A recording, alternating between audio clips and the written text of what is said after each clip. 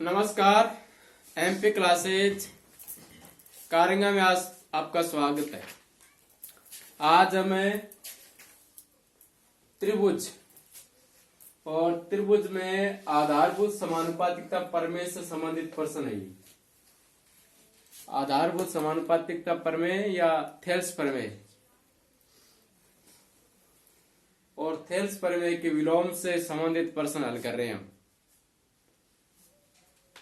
प्रश्नावली 6.2 सिद्ध कीजिए कि एक त्रिभुज के एक भुजा के मध्य बिंदु से होकर दूसरी भुजा के समांतर खींची गई रेखा तीसरी भुजा को समान समद्विभाजित करती है। सिद्ध कीजिए कि एक त्रिभुज की एक भुजा के मध्य बिंदु से होकर, मतलब है एक त्रिभुज की एक भुजा का मध्य बिंदु, वहां से हम एक रेखा खींच रहे हैं। मध्य बिंदु से होकर दूसरी भुजा के समांतर रेखा खींच रहे हैं।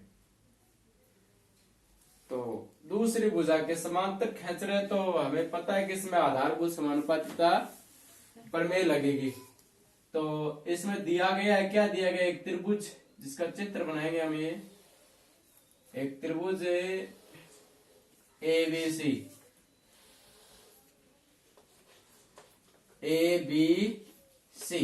ये त्रिभुज दिया गया है और त्रिभुज की एक भुजा का मध्य बिंदु लेना। जैसे इसका AB का ले लिया हमने, क्या लिया है, D ले लिया मध्य बिंदु। एक भुजा के मध्य बिंदु से होकर दूसरी भुजा के समांतर यहां से एक रेखा खींचेंगे। वो BC के क्या है, समांतर है। तो D से रेखा खींच रहे हैं, इसका नाम दे दिया हमने DE। ये इसके समांतर है दूसरी भुजा के। इसके तो हो नहीं सकते समांतर AC के, तो किसके समांतर है, BC के। तो पहले हम लिखेंगे दिया है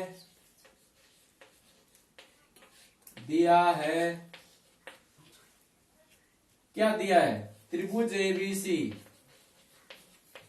ABC में AB का मध्य बिंदु क्या है, हाँ, AB का मध्य बिंदु D है। इसमें जरूर नहीं है ABC दिया है ना, PQR भी हम लिख सकते हैं, इसका नाम हमें मध्य बिंदु D है। और D से खींची गई रेखा का नाम क्या है, DE समानांतर किसके, BC के समांतर। ये दिया गया है हमें। और नंबर 2, सिद्ध क्या करना है, सिद्ध करना है कि जो रेखा खींच रहे हैं ना वो तीसरी भुजा को समद्विभाजित करती है। मतलब है AC का मध्य बिंदु क्या है, E है। ये सिद्ध करना है।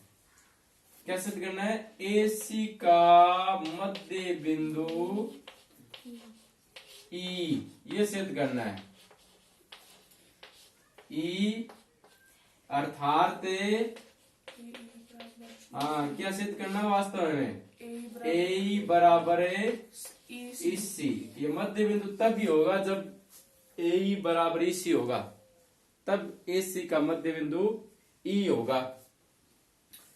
फिर इसमें रचना है नहीं है, उपपत्ति है। इसमें क्या है,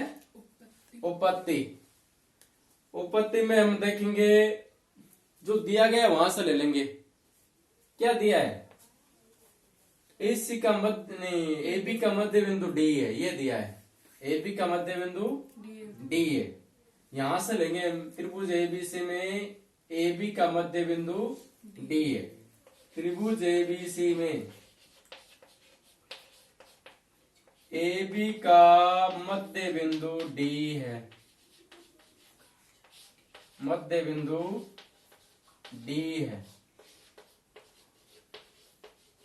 मध्य बिंदु D है अर्थात AD बराबर क्या है, DB है। अब इन AD को इधर लाएंगे हम, तो AD बट्टा DB बराबर 1। इनके गुणांक में 1 है। अब इनको बाकी में भी ला सकते थे, इधर जोड़ में ना, बाकी में लाते तो इधर क्या रहता, जीरो या शून्य रहता, लेकिन बाकी में नहीं लाएंगे। क्यों? भाग में क्यों लाए? क्योंकि इस प्रश्नावली में आधारभूत समानुपातिकता प्रमेय से संबंधित प्रश्न है। समानुपात में लाना है, हमें अनुपात के रूप में लाना है। भुजाओं को किसके रूप में लाना है? अनुपात के रूप में। एक के बट्टा दूसरी भुजा लानी है। अनुपातिकता पर निर्भर है ये प्रश्नावली। तो इधर इसको और जगह इसको क्या लाते हैं हम? प्लस में लाते हैं। प्लस में है तो माइनस में ले आते हैं, माइनस में है तो प्लस में ले आते हैं, इधर लाते हैं।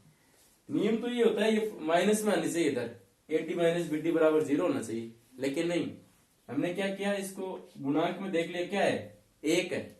एक को इधर रख लिया और इनको लाए भाग में। AD बट्टा DB बराबर है 1। समीकरण नंबर 1 हो गई। क्यों किया ये? आधारभूत समानुपातिकता प्रमेय लगाने के लिए ऐसा किया। अनुपातिकता पर निर्भर है ये प्रश्नावली। फिर इसमें आगे देखो, D समानांतर BC ये भी दे रखा है। DE समानांतर BC ये भी दिया गया है, दिया है। D समानांतर BC ये भी दिया है। तो इसमें भी लिख के लेंगे हम। क्या लिख लेंगे बताओ? AD बट्टा DB। हाँ, AD बट्टा DB AE बट्टा EC बराबर AE बट्टा EC। कारण क्या लिखेंगे? आधारभूत। इसका कारण लिखेंगे आधारभूत समानुपातिकता के प्रमेय से। आधारभूत समानुपातिकता के प्रमेय से। आधारभूत समानुपातिकता के प्रमेय से ये इसका कारण लिखेंगे। क्या आधारभूत समानुपातिकता प्रमेय? यदि किसी त्रिभुज के एक भुजा पर स्थित बिंदु से एक ऐसी रेखा खींची जाए, यदि वो रेखा दूसरी भुजा के समांतर है तो अन्य दो भुजाओं को एक के अनुपात में विभाजित करेगी। ये आधारभूत समानुपातिकता प्रमेय है कि एक भुजा पर स्थित कोई बिंदु सही है, हालांकि इसमें मध्य बिंदु है, उस आधारभूत समानुपातिकता मध्य बिंदु होना जरूरी नहीं है। भुजा पर कोई स्थित बिंदु से रेखा खींच रहे हैं, यदि वो रेखा दूसरी भुजा के समांतर है तो अन्य दो भुजाओं को एक के अनुपात में विभाजित करेगी। तो एक अनुपात लिख लिया हमने, AD बट्टा DB बराबर AE बट्टा EC। इसमें नंबर क्या लगा देंगे हम? 2। अब एक में हमने क्या किया? AD बट्टा DB बराबर 1 कर दिया, ये मान रख देंगे यहाँ पर। समीकरण 1 और 2 से, समीकरण 1 व 2 से, 1 व 2 से तुलना करेंगे दोनों की। AD बट्टा DB बराबर 1 है, यहां रख देंगे। तो 1 बराबर AE बट्टा EC। इसको ऐसे कर दिया, मतलब इनके नीचे 1 है तो AE बराबर क्या हो गया? AE बराबर EC। यही हमें क्या सिद्ध करना है? हाँ, यही हमें सिद्ध करना है। अतः लिख देंगे इससे सिद्ध होता है, अतः इससे यह सिद्ध होता है कि, यह सिद्ध होता है कि, होता है कि एक त्रिभुज के एक भुजा के मध्य बिंदु से, एक त्रिभुज के एक भुजा के मध्य बिंदु से, भुजा के मध्य बिंदु से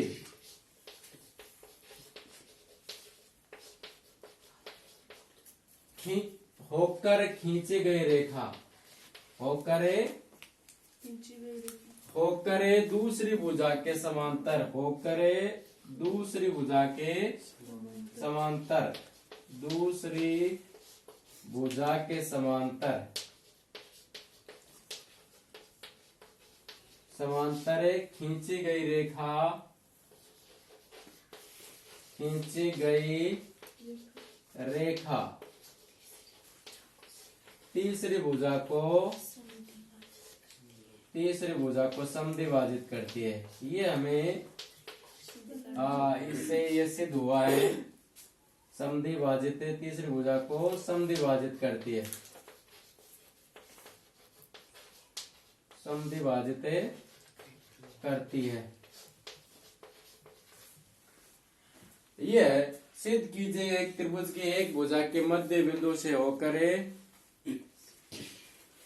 दूसरी भुजा के समांतर खींची गई रेखा तीसरी भुजा को समद्विभाजित करती है।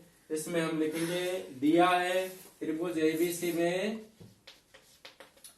AB का मध्य बिंदु क्या है, D, और D से एक रेखा है D, वो समांतर है किसके, BC के। तो हमने लिख लिया ये D समानांतर है BC। फिर सिद्ध करना में आएंगे AE बराबर EC, ये सिद्ध करना है, या AC का मध्य बिंदु क्या है, E है। फिर उपपत्ति त्रिभुज ABC में AB का मध्य बिंदु D है, दिया गया से लेकर चलेंगे उपपत्ति में, ये दिया गया हमें। ये मध्य बिंदु होते लिख देंगे D बराबर क्या है, DB। भाई ये D मध्य बिंदु है, मध्य बिंदु का यही है, ये खंड बराबर ये खंड, तो AD बराबर है DB। अब इसको अनुपात में लाएंगे AD के BD के, तो BD को इधर भाग में लाएंगे तो AD बट्टा DB या BD एक ही बात है, AD बट्टा DB बराबर क्या आ जाएगा, 1। फिर D समानांतर BC है, समांतर रेखा खींची गई है एक भुजा के त्रिभुज में। अगर एक भुजा के समांतर रेखा खींची गई है त्रिभुज में तो अन्य दो भुजाओं को एक के अनुपात में विभाजित करेगी, अर्थात आधारभूत समानुपातिकता प्रमेय, AD बट्टा DB बराबर AE बट्टा EC। आधारभूत समानुपातिकता प्रमेय से AD बट्टा DB बराबर AE बट्टा EC। अब नंबर 2 लगा लिया यहाँ पर, ये नंबर 1 है, 1 से यहाँ पर मान रख दिया 1, तो 1 बराबर AE बट्टा EC, वज्र गुणा कर दिया AE बराबर AC। यही हमें सिद्ध करना है, AE बराबर AC, अर्थात AC का मध्य बिंदु क्या है, E है। इससे यह सिद्ध होता है कि एक त्रिभुज के एक भुजा के मध्य बिंदु से होकर दूसरी भुजा के समांतर खींची गई रेखा तीसरी भुजा को समद्विभाजित करती है। एक त्रिभुज में 3 ही भुजा, तीनों भुजाओं के बारे में हो गया ये कि एक भुजा का तो मध्य बिंदु से खींची गई रेखा दूसरी भुजा के समांतर, वो रेखा तीसरी भुजा को समद्विभाजित करेगी। तीनों भुजाओं के बारे में आ गया ये।